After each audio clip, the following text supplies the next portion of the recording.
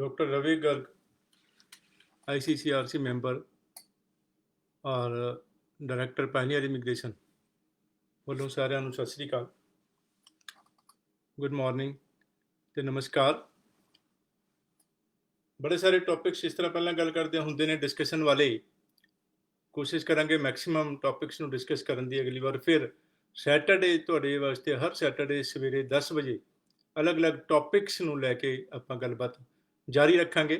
Please be with me. Thank you for being with me. ਮੇਰੇ ਨਾਲ ਬਣਨ ਵਾਸਤੇ, ਨਾਲ ਹੋਣ ਵਾਸਤੇ, ਵਾਚ ਕਰਨ ਵਾਸਤੇ ਬਹੁਤ ਬਹੁਤ ਧੰਨਵਾਦ। ਗੁੱਡ ਬਿਹੇਵੀਅਰ ਵਾਲੇ ਮੈਂ ਇੱਕ ਗੱਲ ਕਹਿਣੀ ਸੀਗੀ। ਸਟੂਡੈਂਟਸ ਬਹੁਤ ਸਾਰੇ ਜੁੜਦੇ ਨੇ, ਬੱਚੇ ਨੇ, ਹਾਲੇ ਨਾ ਸਮਝ ਉਮਰ ਹੈਗੀ ਹੈ ਤੇ ਛੋਟੀ ਉਮਰ ਹੈਗੀ ਹੈ, ਹਾਲੇ ਬੜਾ ਕੁਝ ਦੇਖਣਾ ਹੈਗਾ। ਤੇ ਉਹਨਾਂ ਨੂੰ ਮੇਰੀ ਐਡਵਾਈਸ, ਬਿਹੇਵੀਅਰ ਜਿਹੜਾ ਹੈਗਾ ਉਹ ਕੀ ਟੂ ਸਕਸੈਸ ਹੈਗੀ ਹੈ।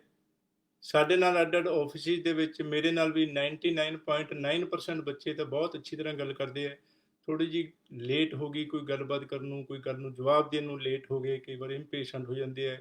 ਇਸ ਵਕਤ ਜਿਹੜਾ ਹੈਗਾ ਕਰੋਨਾ ਦਾ ਬੜੇ ਕੇਸਿਸ ਵੱਧਦੇ ਪਏ ਨੇ ਔਰ ਲਾਕਡਾਊਨ ਹੈਗਾ, ਬੱਚੇ ਇੰਪੇਸ਼ੈਂਟ ਹੋ ਜਾਂਦੇ ਨੇ।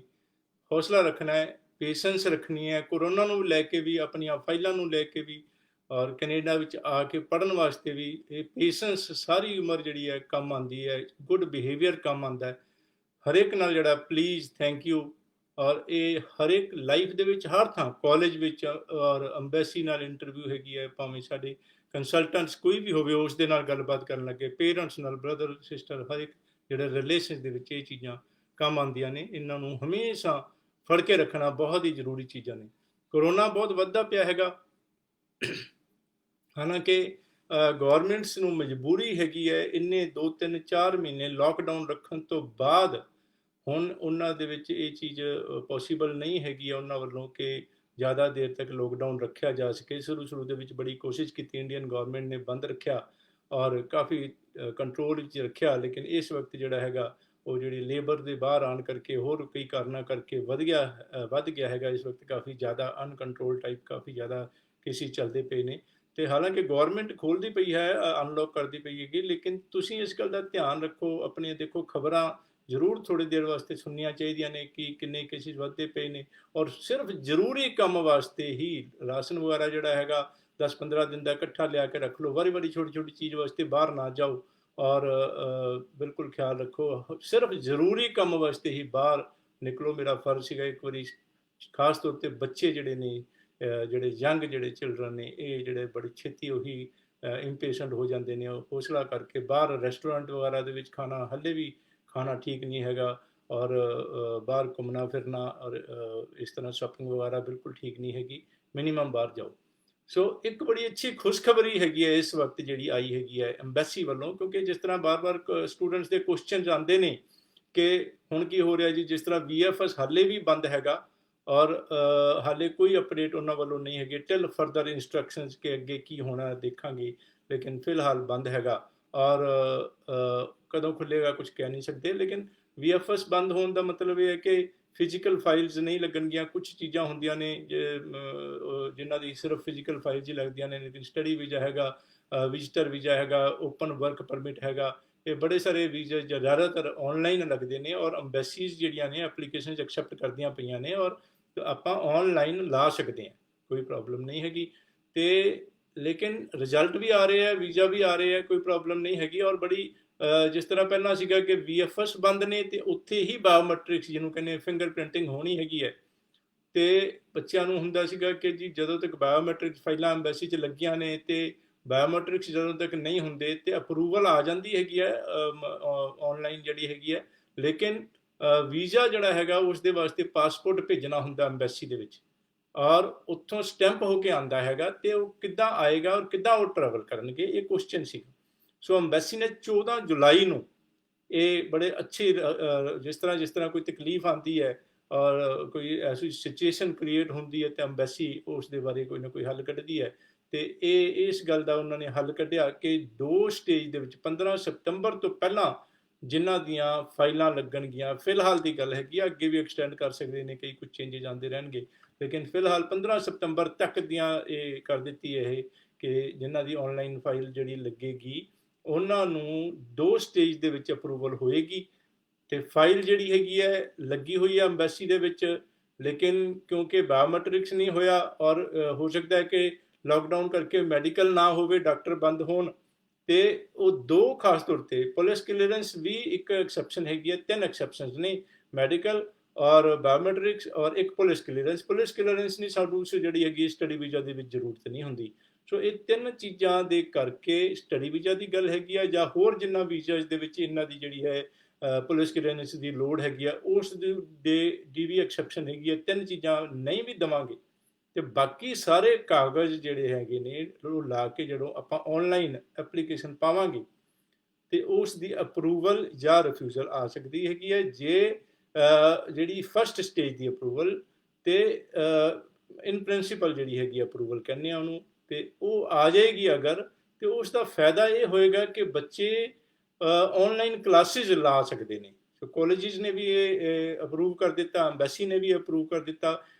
ਇਨ ਪ੍ਰਿੰਸੀਪਲ ਜਿਹੜੀ ਹੈਗੀ ਅਪਰੂਵਲ ਜਿਹੜੀ ਆ ਫਸਟ ਸਟੇਜ ਦੀ ਅਪਰੂਵਲ ਤੋਂ ਬਾਅਦ ਬੱਚੇ ਜਿਹੜੇ ਨੇ ਉਹ ਆਪਣੀ ਇੱਕ ਕਿਸਮ ਦੀ ਅਪਰੂਵਲ ਹੋ ਗਈ ਐਮਬੈਸੀ ਵੱਲੋਂ, ਯੈਸ ਹੋ ਗਈ ਤੇ ਆਪਣੀ ਆਨਲਾਈਨ ਕਲਾਸਿਸ ਸ਼ੁਰੂ ਕਰ ਸਕਦੇ ਨੇ, ਟਾਈਮ ਬਚੇਗਾ।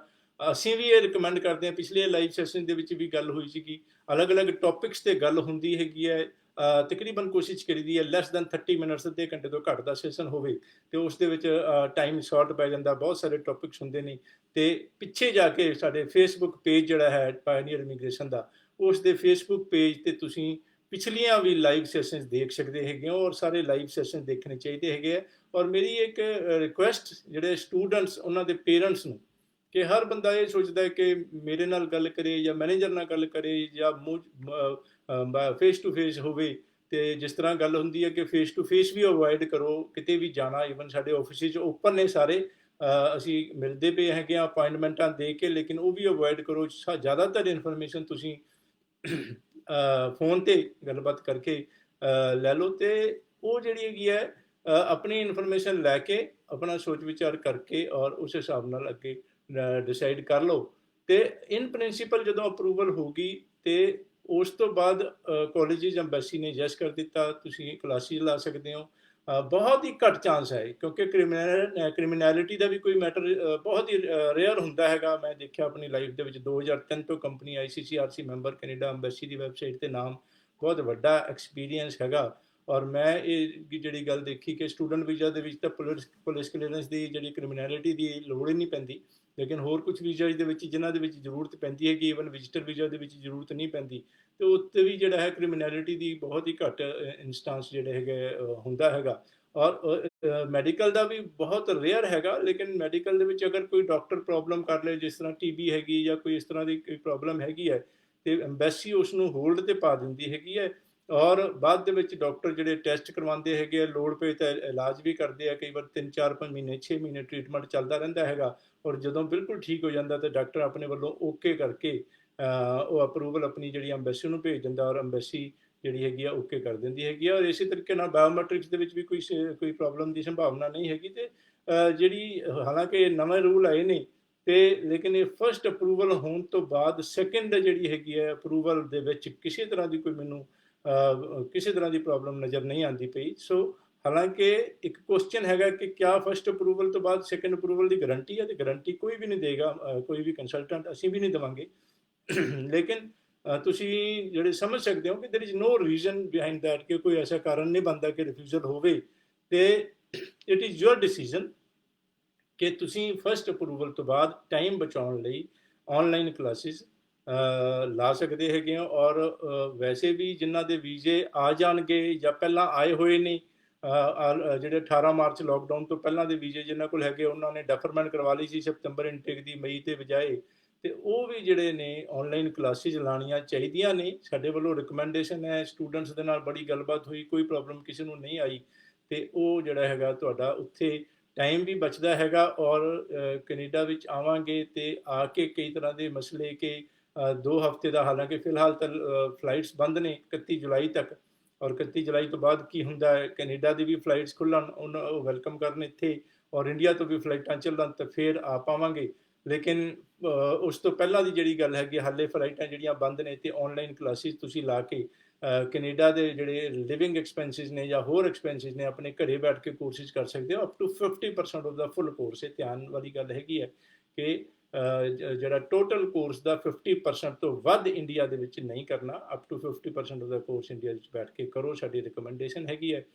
ਤੇ ਇਸ ਤਰੀਕੇ ਨਾਲ 2 ਸਟੇਜਿਸ ਦੇ ਵਿੱਚ ਅਪਰੂਵਲ। ਲੇਕਿਨ ਇੱਕ ਜਿਹੜੀ ਖਾਸ ਗੱਲ ਹੈ ਕਿ ਇਹਦਾ ਮਤਲਬ ਇਹ ਨਹੀਂ ਹੈ ਕਿ ਜਿਹੜੇ ਚੈੱਕ ਲਿਸਟ ਦੇ ਵਿੱਚ ਡਾਕੂਮੈਂਟਸ ਨੇ ਜਾਂ ਹੋਰ ਡਾਕੂਮੈਂਟਸ ਨੇ, ਜਿਸ ਤਰ੍ਹਾਂ ਕਿ ਮਾਰਕ ਲਿਸਟ ਹੈਗੀ ਹੈ ਜਾਂ ਆਈਲੈਟਸ ਦਾ ਹੈਗਾ ਜਾਂ ਕੋਈ ਹੋਰ ਜਿਹੜੇ ਫਾਈਨੈਂਸ਼ੀਅਲ ਡਾਕੂਮੈਂਟਸ ਹੈਗੇ ਨੇ, ਉਹਨਾਂ ਦੀ ਆਪਾਂ ਉਹਨਾਂ ਨੂੰ ਮਿਸ ਨਹੀਂ ਕਰ ਸਕਦੇ, ਉਹਨਾਂ ਤੋਂ ਬਗੈਰ ਫਾਈਲ ਨਹੀਂ ਲਾਣੀ, ਅਦਰਵਾਈਜ਼ ਰਿਫਿਊਜ਼ਲ ਦੇ ਚਾਂਸ ਹੋਣਗੇ ਕਾਫੀ ਜ਼ਿਆਦਾ। ਸੋ ਇਹ ਬੜੀ ਸਾਰੀ ਛੋਟੀ ਛੋਟੀਆਂ ਰੂਲਸ ਨੇ ਔਰ ਉਸ ਦੇ ਉੱਪਰ ਅਪਡੇਟਸ ਕਰਦੇ ਰਹਿੰਦੇ ਹੈਗੇ ਆ। ਫਿਰ ਵੀ ਤੁਹਾਨੂੰ ਜਿਹੜੀ ਗੱਲਬਾਤ ਕਰਨੀ ਹੋਵੇ ਮਾਈਨਰ ਇਨਫੋਰਮੇਸ਼ਨ ਵਾਸਤੇ 70613 70613 ਸਾਡਾ ਜਿਹੜਾ ਸੈਂਟਰਲ ਜਿਹੜਾ ਇਨਕੁਆਇਰੀ ਨੰਬਰ ਹੈਗਾ। ਔਰ ਉੱਥੋਂ ਅਦਰਵਾਈਜ਼ ਤੁਹਾਡਾ ਸ਼ਹਿਰ ਹੈਗਾ, ਉੱਥੇ ਇੰਨੇ ਸਾਰੇ ਆਫਿਸਿਸ, ਤਕਰੀਬਨ 12 ਆਫਿਸ ਜਿਹੜੇ ਉੱਥੇ ਇੰਡੀਆ ਦੇ ਵਿੱਚ ਹੈਗੇ ਨੇ, 2 ਸਾਡੇ ਕੈਨੇਡਾ 'ਚ, 1 ਆਸਟ੍ਰੇਲੀਆ। ਤੇ ਉਹਨਾਂ ਆਫਿਸਿਸ ਦੇ ਜਿਹੜੇ ਨੰਬਰ ਲੈ ਕੇ ਤੁਸੀਂ ਉਹਨਾਂ ਦੀ ਕਾਉਂਸਲਰ ਨੂੰ ਐਕਚੁਅਲੀ ਜਿਹੜੀ ਹੈ ਸਾਰੀ ਜਾਣਕਾਰੀ, ਜਿਹੜੀ ਜਨਰਲ ਇਨਫੋਰਮੇਸ਼ਨ ਹੈ ਉਹ ਸੈਂਟਰਲ ਨੰਬਰ ਤੇ, ਲੇਕਿਨ ਜਿਹੜੀ ਐਕਸਪਰਟਿਜ਼ ਤੁਹਾਡੇ ਕੋਰਸ ਦੇ ਰਿਲੇਟਿਡ, ਕਾਲਜਿਸ ਦੇ ਰਿਲੇਟਿਡ, ਫੀਸ ਦੇ ਰਿਲੇਟਿਡ, ਉਹ ਸਾਰੀ ਜਿਹੜੀ ਹੈ ਕਾਉਂਸਲਰ ਨੂੰ ਹੁੰਦੀ ਹੈ। ਔਰ 1% ਜਿਹੜੀ ਕਮੀ ਰਹਿ ਜਾਂਦੀ ਹੈ ਕਿ ਅਗਰ ਤੁਹਾਨੂੰ ਲੱਗੇ ਕੋਈ ਐਸਾ ਕੁਐਸਚਨ ਤੁਹਾਡਾ ਹੈਗਾ ਜਿਹੜਾ ਕਿ ਤੁਹਾਨੂੰ ਤਸੱਲੀ ਨਹੀਂ ਹੁੰਦੀ ਕਾਉਂਸਲਰ ਤੋਂ, ਤੇ ਮੈਨੇਜਰ ਨਾਲ ਗੱਲਬਾਤ ਕਰ ਸਕਦੇ ਹੋ। ਲੇਕਿਨ ਮੈਂ ਜਿਹੜੀ ਗੱਲ ਕਰਦਾ ਪਿਆ ਸੀਗਾ ਕਿ ਇਹ ਜਿਸ ਤਰ੍ਹਾਂ ਲਾਈਵ ਸੈਸ਼ਨ ਹੁੰਦੇ ਨੇ, ਆਪਾਂ ਟਾਈਮ ਬਚਾਉਣਾ ਹੈਗਾ।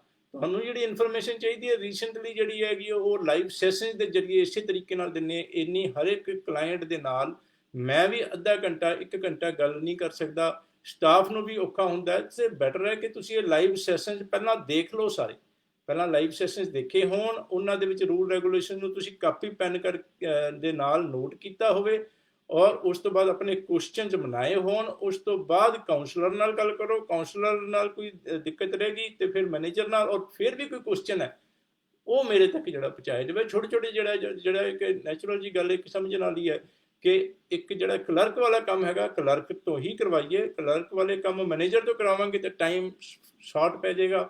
ਤੇ ਫਿਰ ਉਹੀ ਬੱਚਿਆਂ ਨੂੰ ਜਿਸ ਤਰ੍ਹਾਂ ਪੇਸ਼ੈਂਸ ਦੀ ਗੱਲ ਕੀਤੀ ਸੀ ਕਿ ਮੇਰੇ ਕੋਲੇ ਵੀ ਬੜੇ ਸਾਰੇ ਕੁਐਸਚਨਸ ਕਈ ਥਾਵਾਂ ਤੇ ਆਉਂਦੇ ਨੇ, ਜਿਹੜੇ ਫੇਸਬੁੱਕ ਤੇ ਆਉਂਦੇ ਨੇ, ਇੰਸਟਾਗ੍ਰਾਮ ਤੇ ਆਉਂਦੇ ਨੇ, ਮੇਰੇ ਵਟਸਐਪ ਤੇ ਆਉਂਦੇ ਨੇ, ਫੋਨ ਤੇ ਆਉਂਦੇ, ਜਿੱਦਾਂ ਵੀ ਹੁੰਦਾ ਉਹ ਕੁਐਸਚਨਸ ਆਉਂਦੇ ਨੇ ਤੇ ਇੰਨੇ ਸਾਰੀ ਕੁਐਰੀਜ਼ ਹੋ ਜਾਂਦੀਆਂ ਨੇ, ਉਹਨੂੰ ਟਾਈਮ ਲੱਗਦਾ ਹੈਗਾ, ਪੇਸ਼ੈਂਸ ਰੱਖਣੀ ਹੈਗੀ ਹੈ। ਔਰ 1 ਦਿਨ 2 ਦਿਨ ਟੱਪ ਜਾਣ ਕੋਈ ਗੱਲ ਨਹੀਂ, ਜਦ ਤੱਕ ਐਮਰਜੈਂਸੀ ਨਾ ਹੋਵੇ ਤਦ ਤੱਕ ਕਾਲ ਦੇ ਬਜਾਏ ਮੈਸੇजेस, ਔਰ ਵੇਟ ਕਰਕੇ ਪੇਸ਼ੈਂਸ ਕਰੋ। ਔਰ ਇਹ ਸਾਰੀਆਂ ਇਨਫੋਰਮੇਸ਼ਨਾਂ ਪਹਿਲਾਂ ਲੈ ਕੇ ਘੱਟੋ ਘੱਟ ਟਾਈਮ। ਔਰ ਇੱਕ ਜਿਹੜੀ ਖਾਸ ਜਿਹੜੀ ਹੈ ਰਿਕੁਐਸਟ ਇਹ ਕਿ ਇਹ ਮੈਂ ਗੱਲਾਂ ਤਾਂ ਕਰਦਾ ਪਿਆ ਤਾਂ ਕਿ ਆਪਾਂ ਮਿਊਚੁਅਲ ਅੰਡਰਸਟੈਂਡਿੰਗ ਬਣਾ ਕੇ ਟਾਈਮ ਨੂੰ ਯੂਜ਼ ਕਰੀਏ, ਮਿਸਯੂਜ਼ ਨਾ ਕਰੀਏ। ਯੂਜ਼ ਕਰਨ ਦਾ ਮਤਲਬ ਇਹ ਹੈ ਕਿ ਉਸ ਦਾ ਯੂਜ਼ ਕਰਕੇ ਜਿੰਨਾ ਜ਼ਰੂਰੀ ਟਾਈਮ ਹੈ ਉਸ ਕਲਾਇੰਟਸ ਦੇ ਨਾਲ ਗੱਲ ਕਰਨੀ, ਔਰ ਬਾਕੀ ਦਾ ਜਿਹੜਾ ਟਾਈਮ ਹੈਗਾ ਮੇਰੀ ਬੜੀ ਜ਼ਿੰਮੇਵਾਰੀ ਵਾਲੀ ਜਿਹੜੀ ਹੈ ਕਿਸਮ ਦੀ ਪੋਜੀਸ਼ਨ ਹੈਗੀ, ਵਾਹਿਗੁਰੂ ਨੇ ਕਿਰਪਾ ਬਖਸ਼ੀ ਹੈ। ਇੰਨੇ ਸਾਰੇ ਪੰਜਾਬ ਤੋਂ ਤਾਂ ਬਹੁਤ ਹੀ ਜ਼ਿਆਦਾ, ਇਸ ਦੇ ਇਲਾਵਾ ਵੀ ਦਿੱਲੀ ਵਡੋਦਰਾ ਸਾਡੇ ਆਫਿਸ ਨੇ, ਇਸ ਦੇ ਇਲਾਵਾ ਬੰਬੇ ਤੋਂ, ਜੈਪੁਰ ਤੋਂ, ਬੜੀ ਦੂਰੋਂ ਦੂਰੋਂ ਸਾਡੇ ਜਿਹੜੇ ਨੇ ਆਉਂਦੇ ਨੇ। ਤੇ ਬੜੇ ਸਾਰੇ ਜਿਹੜੇ ਨੇ ਕਲਾਇੰਟਸ ਆਉਂਦੇ ਨੇ, ਉਹਨਾਂ ਨੂੰ ਜਿਹੜਾ ਹੈਗਾ ਅਟੈਂਡ ਕਰਨਾ ਔਰ ਉਹਨਾਂ ਦੇ ਸਾਰੇ ਗੱਲਬਾਤ ਕਰਨੀ, ਉਹਨਾਂ ਦੇ ਕੁਐਸਚਨ ਨੂੰ ਦੇਖਣਾ। ਕੰਪਲਿਕੇਟਿਡ ਕੇਸਿਸ ਖਾਸ ਤੌਰ ਤੇ ਹੁੰਦੇ ਨੇ। ਹੁਣ ਦੇਖਿਆ ਜਾਵੇ ਤਾਂ ਕਈ ਵਾਰੀ ਸੋਚੀਦਾ ਹੈ ਕਿ ਵੀ ਬਹੁਤ ਜ਼ਿਆਦਾ ਕੰਪਲਿਕੇਟਿਡ ਕੇਸਿਸ ਜਿਹੜੇ ਨੇ, ਕੰਪਲੈਕਸ ਕੇਸਿਸ ਨੇ, ਉਹਨਾਂ ਨੂੰ ਮੇਰਾ ਬਹੁਤ ਜ਼ਿਆਦਾ ਟਾਈਮ ਲੱਗਦਾ ਹੈਗਾ। ਫੀਸਾਂ ਵੀ ਉਹ ਵਿਚਾਰੇ ਜਿੰਨੀ ਮਰਜ਼ੀ ਦੇਣ ਨੂੰ ਤਿਆਰ ਹੁੰਦੇ ਨੇ, ਲੇਕਿਨ ਟਾਈਮ ਇੰਨਾ ਜ਼ਿਆਦਾ ਲੱਗਦਾ ਹੈ ਕਿ ਉਹ ਜਿਹੜਾ ਹੈਗਾ ਕਈ ਵਾਰੀ ਮਨ ਹੁੰਦਾ ਕਿ ਇਹੋ ਜਿਹੇ ਕੇਸ ਨਾ ਲਈਏ। ਤੇ ਮਨ ਦੇ ਵਿੱਚ ਸਵਾਲ ਆਉਂਦਾ ਕਿ ਜੇ ਮੇਰੇ ਵਰਗਾ ਜਿਹੜਾ 2003 ਤੋਂ ਕਰਦੇ ਪਏ ICCRC ਮੈਂਬਰ ਹਜ਼ਾਰਾਂ case, one of the ਫਿਊ in India, ਜਿਹੜਾ ਟੌਪ ਫਿਊ ਦੇ ਵਿੱਚ ਹੈਗੇ ਆ, ਤੇ ਇਹੋ ਜਿਹੇ ਐਕਸਪੀਰੀਅੰਸਡ ਸਾਡੇ ਵਰਗੇ ਬੰਦਿਆਂ ਨੇ ਉਹਨਾਂ ਦਾ ਹੱਥ ਨਾ ਫੜਿਆ ਤੇ ਕੌਣ ਫੜੂਗਾ। ਔਰ ਸਾਡਾ ਇੱਕ ਜਿਹੜਾ ਕਿਸਮ ਦੀ ਜ਼ਿੰਮੇਵਾਰੀ ਬਣ ਜਾਂਦੀ ਹੈ ਕਿ ਵੀ ਉਹ ਜਿਹੜਾ ਹੈ ਖਿਆਲ ਰੱਖੀਏ, ਉਹਨਾਂ ਦਾ ਕੰਮ ਕਰੀਏ। ਔਰ ਜਦੋਂ ਜ਼ਿਆਦਾਤਰ ਇਹੋ ਜਿਹੇ ਕੇਸਿਸ ਕੱਢਦੇ ਆ ਤੇ ਇੱਕ ਕਿਸਮ ਦੇ ਸਟਾਰਸ ਲੱਗਦੇ ਨੇ ਸਾਡੇ ਮੋਢੇ ਦੇ ਉੱਪਰ। ਆਪਣੇ ਆਪ ਨੂੰ ਸਾਰੀ ਉਮਰ ਅੱਜ ਤੋਂ ਪਿੱਛੇ ਮੁੜ ਕੇ ਦੇਖੀਏ, ਸਾਲ 2 ਸਾਲ 5 ਸਾਲ, ਆਪਣੇ 10 ਸਾਲ ਦਾ ਜਿਹੜਾ 17 ਸਾਲ ਦਾ ਜਿਹੜਾ 2003 ਦਾ ਸਫ਼ਰ ਦੇਖੀਏ, ਤੇ ਉਸ ਦੇ ਵਿੱਚ ਇਹ ਇੱਕ ਮਾਣ ਮਹਿਸੂਸ ਹੁੰਦਾ ਹੈ ਕਿ ਫਲਾਣੇ ਕੇਸੀ ਦੇ ਵਿੱਚ ਸੀਗੇ। ਔਰ ਲੋਕੀ ਆਪ ਹੀ ਗੱਲਾਂ ਕਰਦੇ ਨੇ, ਸਾਡੇ ਫੇਸਬੁੱਕ ਰਿਵਿਊਜ਼, ਗੂਗਲ ਰਿਵਿਊਜ਼, ਹੋਰ ਵੀ ਜਿੱਥੇ ਵੀ ਜਾਈਏ ਜਾਂ ਲੋਕ ਆਪ ਕਹਿ ਕੇ ਭੇਜਦੇ ਨੇ ਕਿ ਜੀ ਉੱਥੇ ਚਲੇ ਜਾਓ ਤੇ ਅੱਖ ਮੀਚ ਕੇ ਕੰਮ ਕਰਾਇਆ ਜੇ, ਕੋਈ ਟੈਨਸ਼ਨ ਨਹੀਂ ਹੈਗੀ। ਸੋ ਉਹ ਜਿਹੜਾ ਹੈਗਾ ਇੰਨੀ ਸਾਰਾ ਜਿਹੜਾ ਵਡਿਆਈ ਮਾਣ ਰੱਬ ਦਾ ਬਖਸ਼ਿਆ ਹੋਇਆ ਜਿਹੜਾ ਹੈਗਾ ਉਹ ਉਸ ਦੇ ਖਿਆਲ ਰੱਖਣ ਵਾਸਤੇ ਆਪਾਂ ਟਾਈਮ ਨੂੰ ਬਚਾ ਕੇ ਚੱਲਣਾ ਹੈਗਾ। ਔਰ ਇਹ ਕਈ ਵਾਰੀ ਮੈਂ ਨੋਟ ਕੀਤਾ ਕਿ ਸਟੂਡੈਂਟ ਨਾਲ ਗੱਲ ਚੱਲਦੀ ਪਈ ਆ, ਉਸ ਨੂੰ ਸਾਰੀ ਗੱਲ ਸਮਝਾ ਦਿੱਤੀ ਤੇ ਫਿਰ ਉਹ ਲਾਸਟ ਦੇ ਵਿੱਚ ਕਹੇਗਾ ਸਰ 1 ਮਿੰਟ ਹੋਲਡ ਕਰਨਾ, ਮੇਰੀ ਮੰਮੀ ਨਾਲ ਗੱਲ ਕਰਨਾ ਤੇ ਪਾਪਾ ਨਾਲ ਗੱਲ ਕਰਨਾ। ਉਹ ਫਿਰ ਐਕਸੈਪਟੇਬਲ ਨਹੀਂ ਹੁੰਦਾ। ਬੜੀ ਦਿੱਕਤ ਵਾਲੀ ਗੱਲ ਹੈ ਕਿ ਨਵੇਂ ਸਿਰੋਂ 15-20 ਮਿੰਟ 25 ਮਿੰਟ ਲਾ ਕੇ ਬੱਚੇ ਨੂੰ ਸਟੂਡੈਂਟ ਨੂੰ ਸਮਝਾਇਆ ਤੇ ਉਹ ਪਹਿਲਾਂ ਫਿਰ ਉਹ ਫੋਨ ਬੰਦ ਕਰਕੇ ਪਹਿਲਾਂ ਪੇਰੈਂਟਸ ਨਾਲ ਜਾਂ ਜਿਹਨੇ ਵੀ ਗੱਲ ਕਰਨੀ ਕਰ ਲਵੇ। ਕੋਈ ਕੁਐਸਚਨ ਬਚਦਾ ਹੋਵੇ ਤਾਂ ਆਪਾਂ ਕਰਾਂਗੇ। ਇਹ ਨਹੀਂ ਹੋਣਾ ਚਾਹੀਦਾ ਕਿ ਪਹਿਲਾਂ 25 ਮਿੰਟ ਜਿਹੜੀ ਹੈ ਸਟੂਡੈਂਟ ਨਾਲ ਗੱਲ ਹੋਗੀ ਤੇ ਫਿਰ ਨਵੇਂ ਸਿਰੋਂ ਮੰਮੀ ਨਾਲ ਗੱਲ ਕਰਾਈਏ ਤੇ ਮੰਮੀ ਨੇ ਫਿਰ ABCD ਤੋਂ ਸ਼ੁਰੂ ਕਰਕੇ ਸਾਰਾ ਕੁਐਸਚਨ ਕਰਨਾ, ਸਾਰੀ ਗੱਲਬਾਤ ਕਰਨੀ ਹੈਗੀ। ਸੋ ਇਹ ਸਾਰੀਆਂ ਚੀਜ਼ਾਂ ਨੂੰ ਆਪਣਾ ਫਰਜ਼ ਬਣਦਾ, ਤੁਹਾਡਾ ਵੀ ਫਰਜ਼ ਬਣਦਾ, ਮੇਰਾ ਵੀ ਫਰਜ਼ ਬਣਦਾ ਹੈ ਕਿ ਤੁਹਾਡੇ ਵਾਸਤੇ ਪੂਰਾ ਖਿਆਲ ਕਰਕੇ ਤੁਹਾਡੀ ਹਰ ਇੱਕ ਫਾਈਲ ਦਾ, ਹਰ ਇੱਕ ਚੀਜ਼ ਦਾ। ਤੁਹਾਨੂੰ ਤਾਂ ਕੀ ਪਤਾ ਕਿ ਅਸੀਂ ਹੁਣ ਕਿੰਨਾ ਧਿਆਨ ਦਿੰਦੇ ਪਏ ਹਾਂ, ਚੰਗੀ ਤਰ੍ਹਾਂ ਕਰਦੇ ਪਏ ਹਾਂ ਕੰਮ ਕਿ ਨਹੀਂ ਕਰਦੇ ਪਏ, ਧਿਆਨ ਕਰਦੇ ਪਏ ਕਿ ਨਹੀਂ ਕਰਦੇ ਪਏ। ਲੇਕਿਨ ਅੱਗੇ ਵੀ ਮੈਂ ਗੱਲ ਕਰਦਾ ਵੀ 100% ਓਨੈਸਟੀ ਜਿਹੜੀ ਜ਼ਰੂਰੀ ਚੀਜ਼ ਹੈ ਤੁਸੀਂ ਨੋਟ ਕਰਨੀ ਹੈ ਕਿ ਕਾਗਜ਼ ਪੈਨ ਲੈ ਕੇ, ਓਨੈਸਟੀ, ਟਰਾਂਸਪੇਰੈਂਸੀ, ਐਕਸਪੀਰੀਅੰਸ, ਐਕਸਪਰਟੀਜ਼ ਔਰ ਕੇਅਰ, ਇਹ 5 ਚੀਜ਼ਾਂ ਜਿਹੜੀਆਂ ਨੇ ਬਹੁਤ ਹੀ ਖਾਸ ਮਾਇਨੇ ਰੱਖਦੀਆਂ ਨੇ। 5 ਚੀਜ਼ਾਂ, 5 ਚੀਜ਼ਾਂ ਜਿਹੜੀਆਂ ਨੇ ਉਹ ਜਿਹੜੀ ਹੈਗੀ ਹੈ। ਸਾਡਾ 1 ਸਕਿੰਟ ਵਾਸਤੇ ਪੌਜ਼ ਕਰਾਂਗਾ ਕਿਉਂਕਿ ਇੰਸਟਾਗ੍ਰਾਮ ਤੇ ਕਨੈਕਸ਼ਨ ਦੀ ਪ੍ਰੋਬਲਮ ਹੋ ਰਹੀ ਹੈ।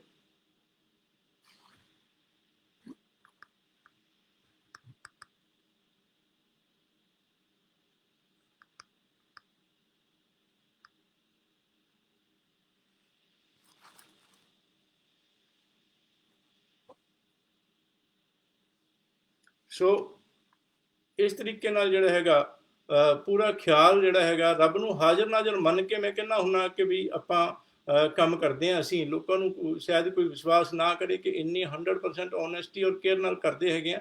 ਪਰ ਮੈਂ ਇਹ ਗੱਲ ਕਰਦਾ ਹੁੰਦਾ ਕਿ ਈਵਨ ਆਰਮੀ ਦੇ ਵਿੱਚ ਗੱਲ ਕਰੀਏ ਕਿ ਜਿੱਥੇ ਲੋੜ ਪਈ ਤੇ ਜਾਨ ਦਿੰਦੇ ਨੇ ਦੇਣ ਵਾਲੇ, ਪੁਲਿਸ ਦੀ ਗੱਲ ਕਰੀਏ ਤੇ ਫਿਰ ਜਿਹੜਾ ਹੈਗਾ ਪੁਲਿਸ ਦੇ ਵਿੱਚ ਵੀ 1 ਸਕਿੰਟ ਵਾਸਤੇ ਹੋਲਡ ਕਰਾਂਗੇ ਦੁਬਾਰਾ।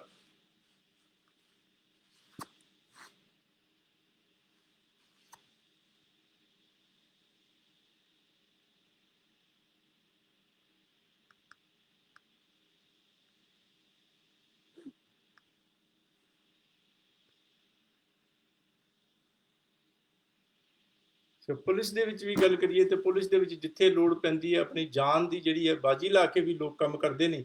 ਔਰ ਇਸੇ ਤਰੀਕੇ ਨਾਲ ਹੋਰ ਅਫਸਰ ਵੀ ਨੇ ਜਿਨ੍ਹਾਂ ਦਾ ਫਰਜ਼ ਆਪਣੇ ਆਪ ਫਰਜ਼ ਨੂੰ ਸਮਝਦੇ ਨੇ ਔਰ ਪੂਰੀ ਤਰੀਕੇ ਨਾਲ ਉਹ ਉਸ ਆਪਣੀ ਫਰਜ਼ ਨੂੰ ਨਿਭਾਉਂਦੇ ਹੋਏ ਕੰਮ ਕਰਦੇ ਨੇ। ਕੋਈ ਪ੍ਰੋਬਲਮ ਨਹੀਂ ਹੈਗੀ ਆ। ਔਰ ਇਸੇ ਤਰੀਕੇ ਨਾਲ ਅਸੀਂ ਵੀ ਆਪਣੇ ਜਿਹੜੇ ਫਰਜ਼ ਨੂੰ ਨਿਭਾਉਂਦੇ ਹੋਏ ਔਰ ਪੂਰਾ ਜ਼ਿੰਮੇਵਾਰੀ ਦੇ ਨਾਲ ਜਿਨ੍ਹਾਂ ਬੱਚਿਆਂ ਦਾ ਵੀਜ਼ਾ ਲੱਗਣ ਦਾ ਜਿਹੜਾ ਸੁਪਨਾ ਹੁੰਦਾ ਉਹ ਜਿਹੜਾ ਹੈ ਬਹੁਤ ਹੀ ਉਹਨੂੰ ਸੀਰੀਅਸਲੀ ਲੈਂਦੇ ਨੇ ਔਰ ਬਹੁਤ ਜ਼ਿਆਦਾ ਉਹਨਾਂ ਦਾ ਮਨ ਹੁੰਦਾ ਹੈ ਕਿ ਕਿਸੇ ਤਰੀਕੇ ਨਾਲ ਸਾਡਾ ਜਿਹੜਾ ਵੀਜ਼ਾ ਲੱਗ ਜਾਏ ਔਰ ਅਸੀਂ ਕਿਸੇ ਤਰੀਕੇ ਨਾਲ ਬਾਹਰ ਚਲੇ ਜਾਈਏ। ਔਰ ਜਿਨ੍ਹਾਂ ਦਾ ਵੀਜ਼ਾ ਨਾ ਲੱਗੇ ਔਰ ਰਿਫਿਊਜ਼ ਹੋਵੇ ਤੇ ਬਹੁਤ ਹੀ ਚਿੰਤਾ ਵਾਲੀ ਗੱਲ ਹੁੰਦੀ ਹੈ। ਉਹਨਾਂ ਨੂੰ ਬੜੇ ਟੈਨਸ਼ਨ ਲੈਂਦੇ ਨੇ, ਰੋਟੀ ਨਹੀਂ ਖਾਂਦੇ, ਰਾਤ ਨੂੰ ਨੀਂਦ ਨਹੀਂ ਆਉਂਦੀ, ਪਰੇਸ਼ਾਨੀ ਮਹਿਸੂਸ ਕਰਦੇ ਨੇ ਔਰ ਘਬਰਾ ਜਾਂਦੇ ਨੇ ਬੁਰੀ ਤਰੀਕੇ ਨਾਲ।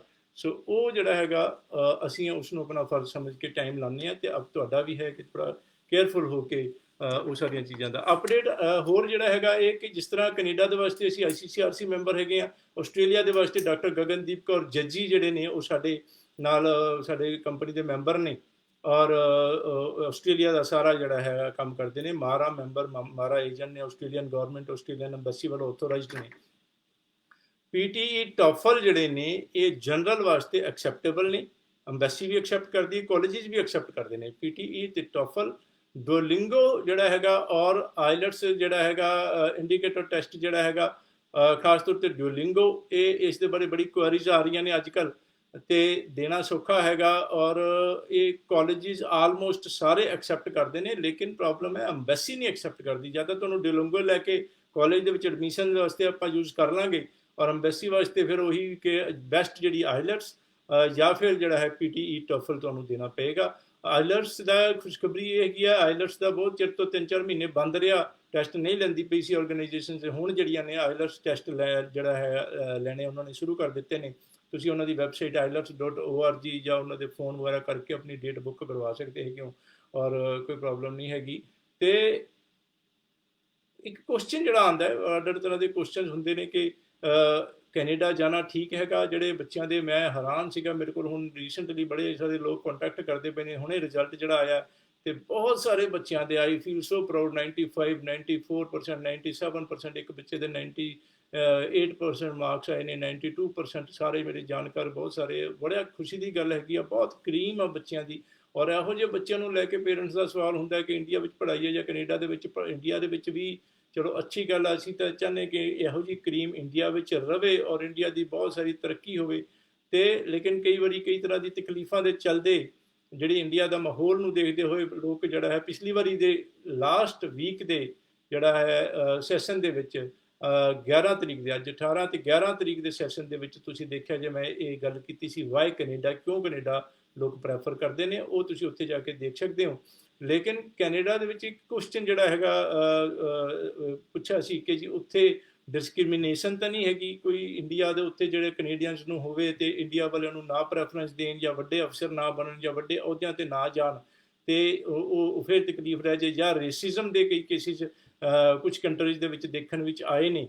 ਤੇ ਇਹੋ ਜਿਹਾ ਤਾਂ ਨਹੀਂ ਕਿ ਰੇਸਿਜ਼ਮ ਹੋਏਗਾ, ਕੋਈ ਪ੍ਰੋਬਲਮ ਸਾਡੇ ਬੱਚਿਆਂ ਨੂੰ ਆਏਗੀ, ਬਿਲਕੁਲ ਵੀ ਨਹੀਂ। ਮੈਂ 2006 ਤੋਂ ਇੱਥੇ ਹੈਗਾ ਕੈਨੇਡਾ ਦੇ ਵਿੱਚ, ਔਰ ਇੱਕ ਬੜੀ ਖੁਸ਼ਖਬਰੀ ਵਾਲੀ ਜਿਹੜੀ ਗੱਲ ਹੈਗੀ ਹੈ, ਬਹੁਤ ਵਧੀਆ ਗੱਲ ਹੈਗੀ ਹੈ, ਇਹ ਹੈਗੀ ਹੈ ਕਿ ਮੇਰੇ 2 ਬੱਚੇ ਜਿਹੜੇ ਨੇ, ਬੇਟਾ ਤੇ ਬੇਟੀ, ਉਹ ਮੈਡੀਕਲ ਦੇ ਵਿੱਚ ਰੀਸੈਂਟਲੀ ਐਂਟਰੀ ਹੋਈ ਉਹਨਾਂ ਦੀ, ਤੇ ਮੈਡੀਸਨ ਦੇ ਵਿੱਚ ਦਾ ਮਤਲਬ ਮੈਡੀਕਲ ਕਾਲਜ ਦੇ ਵਿੱਚ। ਤੇ ਉਹੀ ਗੱਲ ਕਿ ਨਾ ਹੀ ਉੱਥੇ ਕੋਈ ਸਿਫਾਰਿਸ਼, ਨਾ ਪੈਸਾ, ਨਾ ਡੋਨੇਸ਼ਨ, ਤੇ ਨਾ ਹੀ ਕੋਈ ਪਰਚਾ ਲੀਕ ਹੋਣ ਵਾਲੀ ਗੱਲ ਕਿ ਪੇਪਰ ਲੀਕ ਹੋਣ ਵਾਲੇ ਜਿਹੜੇ ਉੱਥੇ ਦੇ ਆਮ ਇੰਸਟੈਂਸ ਹੁੰਦੇ ਰਹਿੰਦੇ ਨੇ, ਇਹੋ ਜਿਹੀਆਂ ਗੱਲਾਂ ਸੁਣਦੇ ਰਹਿੰਦੇ ਸੀ ਜਿਨ੍ਹਾਂ ਤੋਂ ਸਾਨੂੰ ਹਮੇਸ਼ਾ ਇੰਡੀਆ ਦੇ ਵਿੱਚ ਡਰ ਲੱਗਦਾ ਹੈ ਕਿ ਬੱਚੇ, ਇੰਟੈਲੀਜੈਂਟ ਬੱਚੇ ਵੀ ਵਿਚਾਰੇ ਇੰਨੇ ਹਾਈ ਇੰਟੈਲੀਜੈਂਟ ਹੋ ਕੇ ਵੀ ਰਹਿ ਜਾਂਦੇ ਨੇ, ਨਹੀਂ ਆਪਣੀ ਚੰਗੀ ਪੋਜੀਸ਼ਨ ਤੇ ਪਹੁੰਚ ਪਾਉਂਦੇ। ਸੋ ਉਹ ਜਿਹੜੇ ਸਾਡੇ ਜਿਹੜੇ ਦੋਨਾਂ ਬੱਚਿਆਂ ਨੇ ਇੱਥੇ ਪੋਜੀਸ਼ਨ ਲਿੱਤੀ, ਔਰ ਆਉਣ ਵਾਲੇ ਟਾਈਮ ਦੇ ਵਿੱਚ ਡਾਕਟਰੀ ਜੁਆਇਨ ਕੀਤੀ ਹੈ ਰੀਸੈਂਟਲੀ, BSc ਮੈਡੀਕਲ ਕਰਨ ਤੋਂ ਬਾਅਦ, ਔਰ ਜਲਦੀ ਹੀ ਵਾਹਿਗੁਰੂ ਮਿਹਰ ਕਰੇ ਡਾਕਟਰ ਬਣਨਗੇ। ਤੇ ਬੜੀ ਹਾਈ ਜਿਹੜਾ ਡਾਕਟਰੀ ਜਿਹੜਾ ਹੈਗਾ, one of the top professions in Canada ਜਿਹੜਾ ਹੈ ਮੰਨਿਆ ਜਾਂਦਾ ਹੈਗਾ।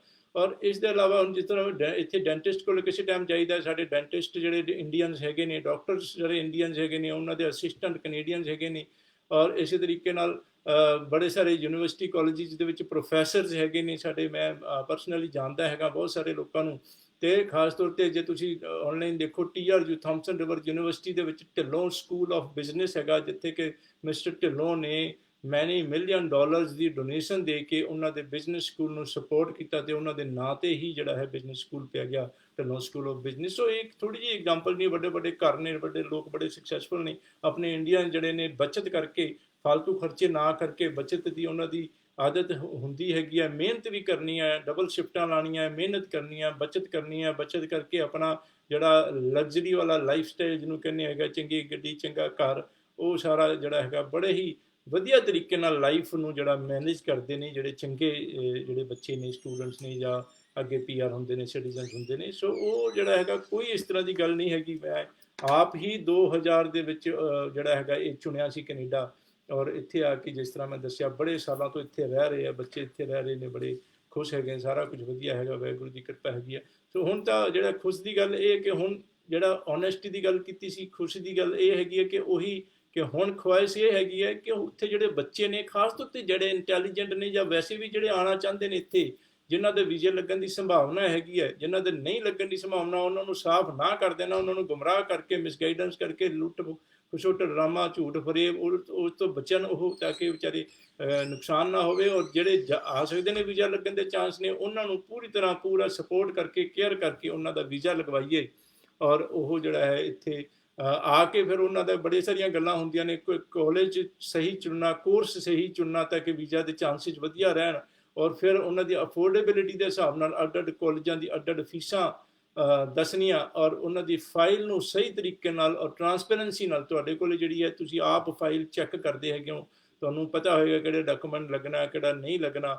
ਓਨੈਸਟੀ ਦੀ 100% ਗਰੰਟੀ, ਸਵਾਲ ਹੀ ਨਹੀਂ ਹੁੰਦਾ। ਸੋ ਇਹ ਮੈਂ ਗੱਲ ਕਰ ਰਿਹਾ ਸੀਗਾ ਕਿ ਸੁਭਾਅ ਦੇ ਵਿੱਚ ਵੀ ਸੀਗਾ, ਡਾਕਟਰੀ ਕੀਤੀ, ਔਰ ਸੁਭਾਅ ਦੇ ਵਿੱਚ ਵੀ ਨਾਈਸ ਜਿਹੜਾ ਚੰਗਾ ਬਿਹੇਵੀਅਰ ਔਰ ਓਨੈਸਟੀ ਸੀਗੀ। ਲੇਕਿਨ ਇੰਨੇ ਸਾਲਾਂ ਦੇ ਓਨੈਸਟੀ ਦੇ ਜਿਹੜਾ ਮਾਹੌਲ ਦੇ ਕਰਕੇ ਲੋਕ ਅੱਜ ਪ੍ਰੈਫਰ ਕਰਦੇ ਆ, ਔਰ ਬਹੁਤ ਹਾਈ ਪ੍ਰੈਫਰੈਂਸ ਦਿੰਦੇ ਆ। ਅੱਜ ਰੱਬ ਨੇ ਕਿਰਪਾ ਬਖਸ਼ੀ, ਤੇ ਮੈਂ ਇਹ ਕਹਿ ਰਿਹਾ ਸੀਗਾ ਕਿ ਖੁਆਇਸ਼ ਜ਼ਿੰਦਗੀ ਦੀ ਹੈ ਵੀ ਇਹਨਾਂ ਬੱਚਿਆਂ ਦੀ ਲਾਈਫ ਬਣਾ ਕੇ ਉਹਨਾਂ ਦਾ ਫਿਊਚਰ ਬਣਾ ਦਈਏ, ਤਾਂ ਕਿ ਖੁਸ਼ੀ ਜਿਹੜੀ ਹੈਗੀ ਆ ਹੋਰ ਜ਼ਿਆਦਾ ਮਹਿਸੂਸ ਹੋ ਕੇ। ਸੋ ਆਲਵੇਜ਼ ਐਟ ਯੋਰ ਡਿਸਪੋਜ਼ਲ, ਤੁਹਾਡੇ ਵਾਸਤੇ ਹਾਜ਼ਰ ਕੇਅਰ ਦੇ ਵਾਸਤੇ ਮੇਰੀ ਜ਼ਿੰਮੇਵਾਰੀ ਇਹਨਾਂ ਸਭ ਚੀਜ਼ਾਂ ਦੀ।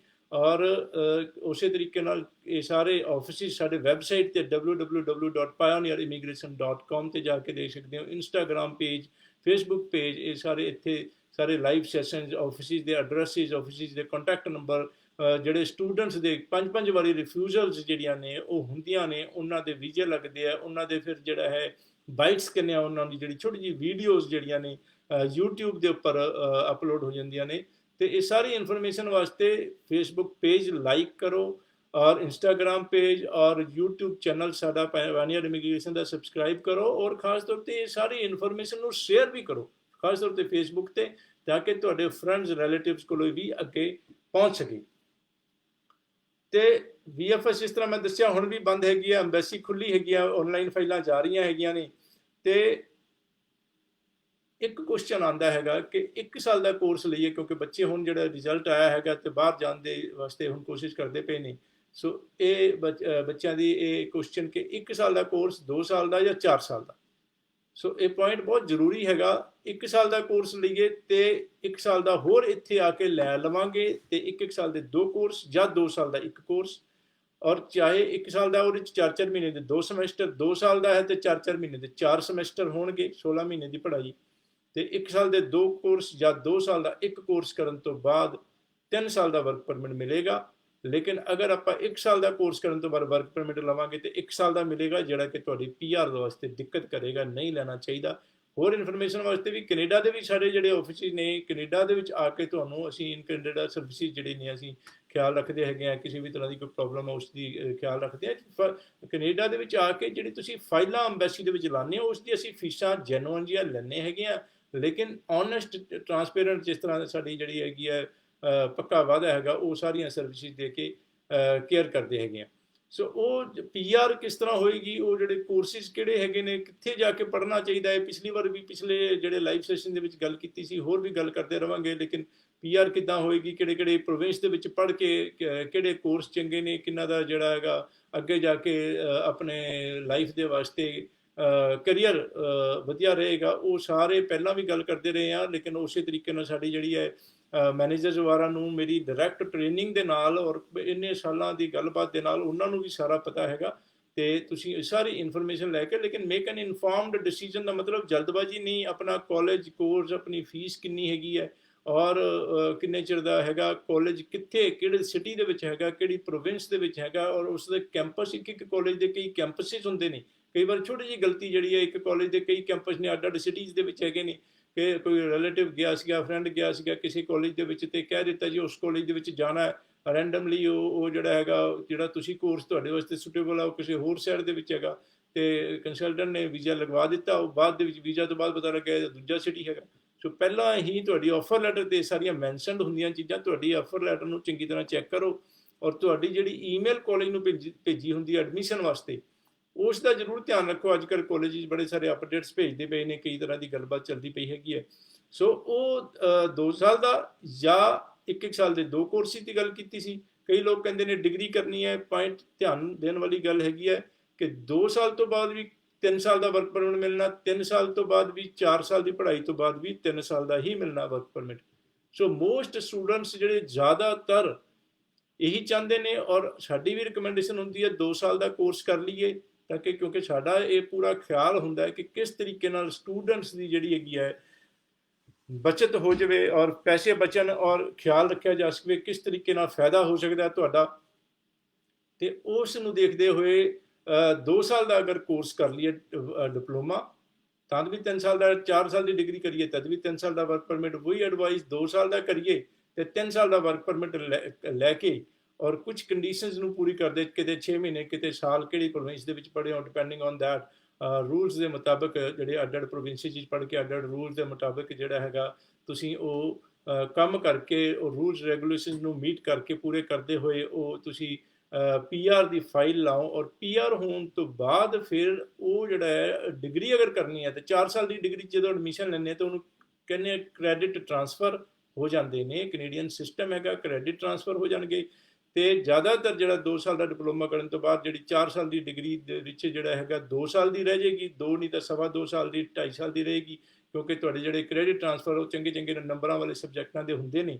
ਕਈ ਵਾਰੀ ਕੋਈ ਸਬਜੈਕਟ ਇਸ ਤਰ੍ਹਾਂ ਦਾ ਹੁੰਦਾ ਘੱਟ ਨੰਬਰ ਆਏ, ਨਹੀਂ ਉਹਦੇ ਕ੍ਰੈਡਿਟ ਟ੍ਰਾਂਸਫਰ ਹੋਏ, ਤੇ ਇਸ ਤਰੀਕੇ ਨਾਲ ਤਕਰੀਬਨ ਕੋਈ 2 ਸਾਲ ਦੇ ਵਿੱਚ ਜਿਹੜੀ ਡਿਗਰੀ ਪਾਸ ਹੋਏਗੀ। ਲੇਕਿਨ PR ਹੋਣ ਤੋਂ ਬਾਅਦ ਜਦੋਂ ਉਹ ਡਿਗਰੀ ਕਰਾਂਗੇ ਤੇ ਉਸ ਦੀ ਫੀਸ ਚੌਥਾ ਜਾਂ ਪੰਜਵਾਂ ਹਿੱਸਾ ਰਹਿ ਜਾਏਗੀ। ਸੋ ਕਾਫੀ ਸਾਰੀ ਬਚਤ ਦੇਖੋ ਤੁਸੀਂ, ਜੇ ਆਮ ਤੌਰ ਤੇ ਜਿਹੜੀ ਜਨਰਲ ਗੱਲ ਕਰੀਏ ਤੇ ਇੱਕ ਸਮੈਸਟਰ ਦੀ ਫੀਸ ਤਕਰੀਬਨ ਕੋਈ 4 ਲੱਖ ਰੁਪਏ ਦੇ ਕਰੀਬ, $8,000 ਜਾਂ 4 ਲੱਖ ਰੁਪਏ ਦੇ ਕਰੀਬ ਹੁੰਦੀ ਜਨਰਲ ਆਮ ਤੌਰ ਤੇ ਇਹ ਜਿਹੜੀ ਹੈਗੀ ਆ ਤਕਰੀਬਨ ਕੋਈ ਲੱਖ ਰੁਪਏ ਦੇ ਕਰੀਬ ਰਹਿ ਜਾਂਦੀ PR ਹੋਣ ਤੋਂ ਬਾਅਦ। ਹੋਰ ਬੜੇ ਬੈਨੀਫਿਟ ਨੇ PR ਹੋਣ ਤੋਂ ਬਾਅਦ ਸਟੱਡੀ ਨੂੰ ਕੰਟੀਨਿਊ ਕਰਨ ਦੇ, ਕਿਉਂਕਿ ਜਿਹੜੀ ਇੰਸ਼ੋਰੈਂਸ, ਹੈਲਥ ਇੰਸ਼ੋਰੈਂਸ ਹੈਗੀ ਹੈ, ਜਦੋਂ ਤੁਸੀਂ ਇੰਟਰਨੈਸ਼ਨਲ ਸਟੂਡੈਂਟ ਐਜ਼ ਫੋਰਨਰ ਜਿਸ ਤਰ੍ਹਾਂ ਜਿਹਨੂੰ ਕਹਿੰਦੇ ਹੈਗੇ ਹੋ, ਤੇ ਉਹ ਹੈਲਥ ਇੰਸ਼ੋਰੈਂਸ ਤੁਸੀਂ ਦੇਣੀ ਜਿਹੜੀ ਹੈਗਾ ਤਕਰੀਬਨ $1,000 ਪਰ ਈਅਰ ਦੀ ਹੁੰਦੀ ਹੈ। ਤੇ ਅਦਰਵਾਈਜ਼ ਜਦੋਂ PR ਹੋਣ ਤੋਂ ਬਾਅਦ ਕਰਦੇ ਹੋ, ਉਹ ਹੈਲਥ ਜਿਹੜੀ ਹੈ ਉਹ ਜਿਹੜੀ ਪ੍ਰੋਵਿੰਸ ਜਿਹੜੀ ਹੈ, ਸਟੇਟ ਦੀ ਲਾਇਬਿਲਿਟੀ ਜਿਹੜੀ ਹੈ, ਜ਼ਿੰਮੇਵਾਰੀ ਹੁੰਦੀ ਹੈ। ਸੋ ਉਹ ਖਰਚੇ ਕਰਦੀ ਆ। ਔਰ ਹੋਰ ਕਈ ਬੈਨੀਫਿਟਸ ਨੇ ਜਿਹੜੇ ਕਿ ਜਿਸ ਤਰ੍ਹਾਂ ਕਿ ਐਜੂਕੇਸ਼ਨ ਲੋਨ ਹੈਗਾ, ਜਿਹੜਾ ਐਜ਼ ਇੰਟਰਨੈਸ਼ਨਲ ਸਟੂਡੈਂਟ ਤੁਹਾਨੂੰ ਨਹੀਂ ਮਿਲਦਾ, ਐਜ਼ PR ਹੋਣ ਤੋਂ ਬਾਅਦ ਜਿਹੜੀ ਸਟੱਡੀ ਕਰਦੇ ਹੋ ਉਹ ਐਜੂਕੇਸ਼ਨ ਲੋਨ ਗਵਰਨਮੈਂਟ ਦਿੰਦੀ ਹੈ। ਕਈ ਤਰ੍ਹਾਂ ਦੇ ਹੋਰ ਬੈਨੀਫਿਟ ਨੇ। ਸੋ ਅਸੀਂ ਰਿਕਮੈਂਡ ਕਰਦੇ ਹਾਂ ਕਿ 2 ਸਾਲ ਦੇ ਕਰ ਲਓ, ਉਸ ਤੋਂ ਬਾਅਦ PR ਲੈ ਲਓ, ਉਸ ਤੋਂ ਬਾਅਦ ਡਿਗਰੀ ਜੁਆਇਨ ਕਰ ਲਓ। ਔਰ ਮੋਟੀ ਜੀ ਗੱਲ ਕਰੀਏ ਤੇ ਮੋਟੀ ਜੀ ਗੱਲ ਜਿਹੜੀ ਹੈ, ਤੁਸੀਂ ਤੁਹਾਡੇ ਇੱਕ ਸਿੰਪਲ ਜੀ ਭਾਸ਼ਾ ਦੇ ਵਿੱਚ 1 ਸਾਲ ਦਾ ਖਰਚਾ ਤਕਰੀਬਨ ਫੀਸ ਦਾ, ਕਿਉਂਕਿ ਜਿੱਦਾਂ ਮੈਂ ਦੱਸਿਆ ਕਿ 4 ਲੱਖ ਇੱਕ ਸਮੈਸਟਰ ਦਾ, 1 ਸਾਲ ਦੇ ਵਿੱਚ 2 ਸਮੈਸਟਰ, ਮਤਲਬ ਕਿ 8 ਲੱਖ ਫੀਸ ਤੇ 2 ਲੱਖ ਰੁਪਏ ਹੋਰ ਰਹਿਣ ਜਾਂਦਾ। ਮੋਟਾ ਜਿਹਾ ਗੱਲ ਕਰੀਏ ਕਿ 10 ਲੱਖ ਰੁਪਏ ਪਰ ਈਅਰ ਦਾ ਖਰਚਾ, 2 ਸਾਲ 1 ਸਾਲ ਦਾ ਕੋਰਸ 10 ਲੱਖ, 2 ਸਾਲ ਦੇ 20 ਲੱਖ ਤੇ 4 ਸਾਲ ਦੀ ਡਿਗਰੀ ਦੇ 40 ਲੱਖ ਰੁਪਏ ਤੁਹਾਨੂੰ ਬੈਂਕ ਤੋਂ, ਇੱਕ ਨੰਬਰ ਦੇ ਜਿਹੜੇ ਵਾਈਟ ਮਨੀ ਜਿਹੜੀ ਹੈ ਬੈਂਕ ਤੋਂ ਟ੍ਰਾਂਸਫਰ ਕਰਨੀ ਪਏਗੀ ਕਾਲਜਿਸ ਵਾਲਿਆਂ ਨੂੰ। ਸੋ ਜਿਹੜੇ ਰੂਲਸ ਹਾਲੇ ਕੋਈ ਐਮਬੈਸੀ ਦੇ ਜਿਹੜੇ ਰੂਲਸ ਨੇ, ਜਿਹੜਾ ਮੈਂ ਇੱਕ ਚੇਂਜ ਹੋਇਆ ਰੀਸੈਂਟਲੀ 14 ਜੁਲਾਈ ਨੂੰ, ਉਹ ਦੱਸਿਆ ਤੁਹਾਨੂੰ। ਬਾਕੀ ਜਿਹੜੇ ਰੂਲ ਰੈਗੂਲੇਸ਼ਨਸ ਉਹੀ ਨੇ ਸਾਰੇ, ਜਿਹੜੇ ਹੈ ਕਿ ਇੱਕ ਸਾਲ ਦਾ ਜਿਹੜੀ ਫੀਸ ਜਮ੍ਹਾਂ ਕਰਾਉਣੀ ਹੈ, SDS ਫਾਈਲ ਵਾਸਤੇ $10,000 GIC ਜਮ੍ਹਾਂ ਕਰਾਉਣੀ ਹੈ। ਇਹ ਪਹਿਲਾਂ ਵੀ ਦੱਸਿਆ ਸੀ, ਗੱਲਬਾਤ ਹੋਈ ਸੀਗੀ, ਤੇ ਮੇਰੇ ਪਿਛਲੇ ਲਾਈਵ ਸੈਸ਼ਨ ਦੇ ਵਿੱਚ ਜਾ ਕੇ ਤੁਸੀਂ ਦੇਖ ਸਕਦੇ ਹੋ। ਔਰ ਸਾਡੀ ਕਾਉਂਸਲਰਸ ਜਿਹੜੇ ਤਾਂ ਬੜੀ ਸਿੰਪਲ ਜੀ ਇਨਫੋਰਮੇਸ਼ਨ ਹੈਗੀ ਹੈ, ਲੇਕਿਨ ਔਰ ਕਾਉਂਸਲਰਸ ਨਾਲ ਗੱਲਬਾਤ ਹੋ ਕੇ ਤੁਹਾਨੂੰ ਸਾਰੀ ਇਨਫੋਰਮੇਸ਼ਨ ਮਿਲ ਜਾਏਗੀ।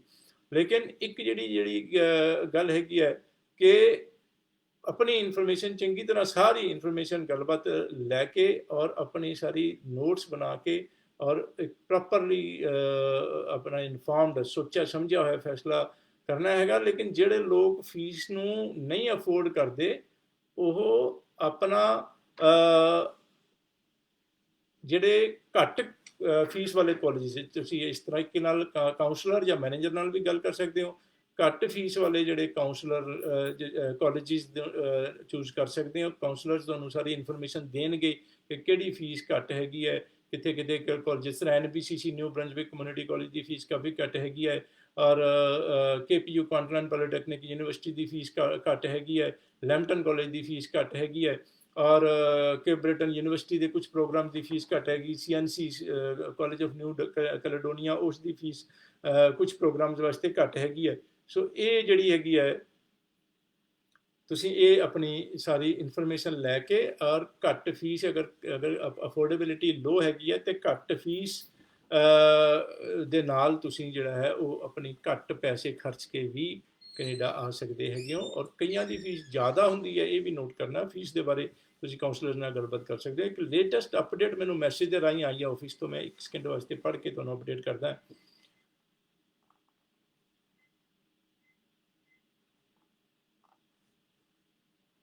ਬੜੀ ਇੱਕ ਖਾਸ ਜਿਹੜੀ ਹੁਣੇ 5 ਮਿੰਟ ਪਹਿਲਾਂ ਮੇਰੇ ਕੋਲ ਕਾਲਜ ਤੋਂ ਖਬਰ ਆਈ ਹੈਗੀ ਹੈ ਕਿ ਜਿਹੜੀ ਚੀਜ਼ ਦਾ ਮੈਨੂੰ ਸੀਗਾ ਕਿ ਇੱਕ ਪਹਿਲੀ ਸਟੇਜ ਤੇ ਜਿਸ ਮੈਂ ਦੱਸਿਆ ਕਿ ਅਪਡੇਟ ਹੈਗਾ ਕਿ ਫਸਟ ਸਟੇਜ ਅਪਰੂਵਲ ਤੋਂ ਬਾਅਦ ਸੈਕੰਡ ਸਟੇਜ ਦੀ ਜਿਹੜੀ ਹੈਗੀ ਹੈ ਦਾ ਗਾਰੰਟੀ ਨਹੀਂ ਦਿੱਤੀ ਜਾ ਸਕਦੀ। ਆਲਮੋਸਟ ਪੱਕਾ ਹੈਗਾ, ਲੇਕਿਨ I don't think personally, I don't see any reason ਕਿ ਫਸਟ ਅਪਰੂਵਲ ਤੋਂ ਬਾਅਦ ਸੈਕੰਡ ਅਪਰੂਵਲ ਵਿੱਚ ਕੋਈ ਪ੍ਰੋਬਲਮ ਆਏਗੀ। ਤੇ ਆਈ ਪਰਸਨਲੀ ਰਿਕਮੈਂਡ ਕਿ ਸਾਰੇ ਸਟੂਡੈਂਟਸ ਫਸਟ ਅਪਰੂਵਲ ਤੋਂ ਬਾਅਦ ਆਨਲਾਈਨ ਕਲਾਸਾਂ ਲਾ ਲੈਣ, ਕੋਈ ਡਰ ਦੀ ਗੱਲ ਨਹੀਂ ਹੈਗੀ। ਔਰ ਖਾਸ ਤੌਰ ਤੇ ਕਿਉਂਕਿ ਇਹ ਅੱਜ ਜਿਹੜੀ ਹੈਗੀ ਹੈ 18 ਤਰੀਕ ਹੈਗੀ ਹੈ, 14 ਤਰੀਕ ਨੂੰ ਇਹ ਰੂਲ ਆਏ ਸੀਗੇ ਤੇ ਲੈਂਪਟਨ ਕਾਲਜ ਨੇ ਦੀ, ਮੈਂ ਜਿਹੜੀ ਅਪਡੇਟ ਦੀ ਗੱਲ ਕਰਦਾ ਵੈਸੇ ਲੈਂਪਟਨ ਕਾਲਜ ਤੋਂ ਹੁਣੇ ਮੈਨੂੰ ਜਿਹੜੀ ਖਬਰ ਮਿਲੀ ਹੈਗੀ ਹੈ ਕਿ ਲੈਂਪਟਨ ਕਾਲਜ ਨੇ ਇਹ ਗੱਲ ਕਹੀ ਹੈਗੀ ਹੈ ਕਿ ਅਗਰ ਫਸਟ ਸਟੇਜ ਤੋਂ ਤੁਹਾਡੀ ਅਪਰੂਵਲ ਆ ਜਾਂਦੀ ਹੈ ਤੇ ਤੁਸੀਂ ਬੱਚੇ ਜਿਹੜੇ ਨੇ ਆਨਲਾਈਨ ਕਲਾਸਾਂ ਸ਼ੁਰੂ ਕਰ ਦਿੰਦੇ ਆ, ਔਰ ਸੈਕੰਡ ਸਟੇਜ ਦੇ ਵਿੱਚ ਅਗਰ ਪ੍ਰੋਬਲਮ ਆਉਂਦੀ ਹੈ ਕਿ ਵੀਜ਼ਾ ਨਹੀਂ ਲੱਗਦਾ ਤੇ ਉਹਨਾਂ ਦੀ ਸਾਰੀ ਫੀਸ ਵਾਪਸ ਦਿੱਤੀ ਜਾਏਗੀ, ਜਿਹੜੀ ਕਿ ਬਹੁਤ ਹੀ ਵੱਡੀ ਖੁਸ਼ਖਬਰੀ ਹੈ। ਔਰ ਮੈਂ ਸਮਝਦਾ ਕਿ ਬਹੁਤ ਸਾਰੇ ਕਾਲਜ ਇਸ ਤਰ੍ਹਾਂ ਕਰਨਗੇ ਤੇ ਉਹ ਫੀਸਾਂ ਰਿਫੰਡ ਹੋਣਗੀਆਂ, ਕੋਈ ਐਸੀ ਗੱਲ ਨਹੀਂ ਹੈ। ਲੇਕਿਨ ਇਸ ਗੱਲ ਦੇ ਬਾਰੇ ਤੁਸੀਂ ਪਹਿਲਾਂ ਹੀ ਆਪਣੀ ਕਾਉਂਸਲਰ ਮੈਨੇਜਰ ਤੋਂ ਨੂੰ ਵੈਰੀਫਾਈ ਕਰਕੇ, ਫਸਟ ਅਪਰੂਵਲ ਤੋਂ ਬਾਅਦ ਵੈਰੀਫਾਈ ਕਰਕੇ ਫੀਸ ਰਿਫੰਡ ਹੋਏਗੀ ਨਹੀਂ ਹੋਏਗੀ।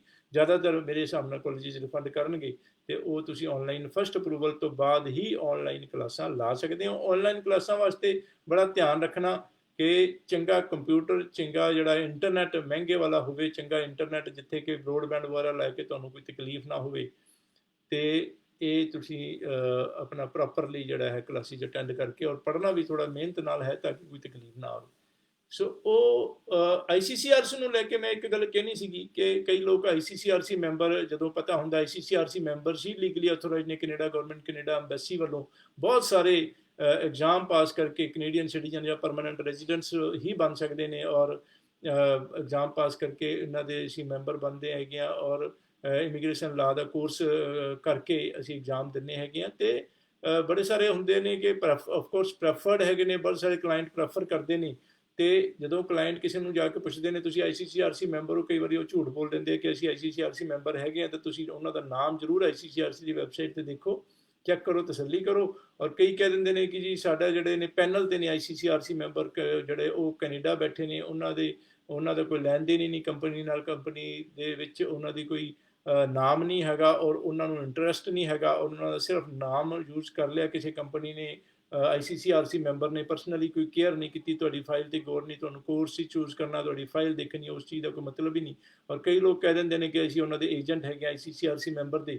ਇਨ ਦੈਟ ਕੇਸ ਆਲਸੋ ਉਹ ਜਿਹੜਾ ਹੈਗਾ ਉਹ ਉਹਨਾਂ ਨੇ ਆਪ ਕੋਈ ਐਗਜ਼ਾਮ ਇਮੀਗ੍ਰੇਸ਼ਨ ਲਾ ਦਾ ਕੋਰਸ ਜਾਂ ਕੁਝ ਵੀ ਨਹੀਂ ਪਾਸ ਕੀਤਾ ਹੁੰਦਾ, ਔਰ ਉਹ ਐਕਸਪਰਟ ਨਹੀਂ ਹੁੰਦੇ।